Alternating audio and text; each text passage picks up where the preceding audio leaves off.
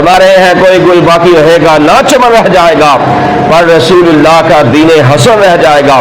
अतलसो कम ख्वाब की पोशाक पर नाज़ा ना हो, इस तने बेजां पर खाकी कफन रह जाएगा। नामे जहां जहां मिट जाएंगे, लेकिन यहाँ हशर तक नामो निशान पंजतन रह जाएगा। जो पड़ेगा साहिब लोला के ऊपर दरूद, आग से महफूज उसका तन बदन रह जाएगा। सब फना हो जाएंगे काफी, लेकिन हशर तक नाते हजरत का जुबानों पर सुखर रह जाएगा।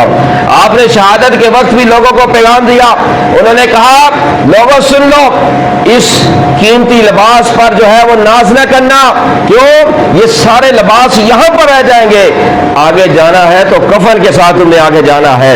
और फिर फरमाया कि अगर आग से बचना चाहते हो तो फिर आका पाक अलैहिस्सलाम पर दूसरी पढ़ना शुरू कर दो।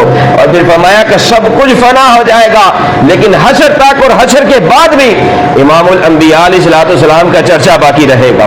क्यों? इसलिए कि हजूर पाक सल्लल्लाहु अलैहि वसल्लम का चर्चा खुद रब कायनात बुलंद फरमा रहा है।